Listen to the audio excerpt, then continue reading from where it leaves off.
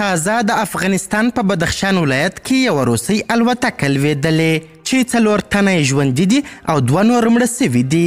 د افغانستان د اسلامي امارت ویان ذبیح الله مجاهد تازه معلومات رسنیز کړل او د دغه الوتکې بشپړ معلومات یې وړاندې کړل. دا چې دغه روسۍ الوتکه ولې او څنګه لوېدلې ده، دغه الوتکې د افغانستان په خاوره کې څه کول او په اړه د افغانستان د اسلامي امارت مشرانو څه ویلي. که غواړئ پوه سئ نو ویډیو تر پایه وګورئ. سلامونه قدرمنو لیدونکو، مشال پریس یوټیوب چینل ته مو هرکلی کوم. په بدخشان ولایت کې د روسیې یوه الوتکه لوېدلې ده.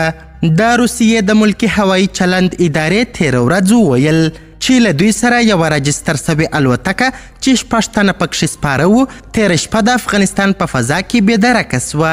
د روسیې د هوایي چلند ادارې دا خبره وروسته له دې وکړه چې په بدخشان ولایت کې د افغانستان د اسلامي امارت حکومت پولیسو وویل چې په دغه ولایت کې د یوې الوتکې د لوېدلو خبر ترلاسه کړی.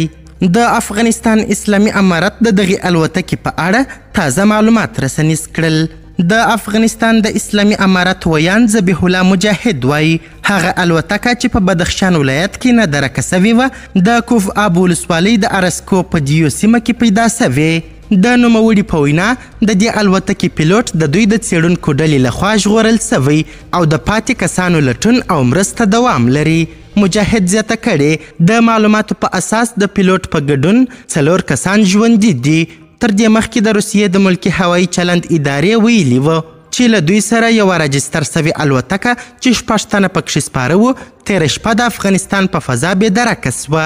دغې ادارې په یوه خبرپاڼه کې ویلي دا چارټر سوې الوتکه له هند د افغانستان او ازبکستان له لارې مسکو ته روانه وه چې د افغانستان په فضا کې یې له رادار سره ارتباط پرې سو. مخکې ځینو رسنیو دغه الوتکه د هندوستان اړوند ګڼلې وه. قدرمنو لیدونکو، د ویډیو له کتلو مو نړۍ مننه. د لا زیاتو او نورو لحظه پر لحظه خبري مطالبو لپاره زموږ همدغه مشال پریس یوټیوب چینل سبسکرایب کړئ. تر بیا او بلې ویډیو ښه وخت ښې چارې.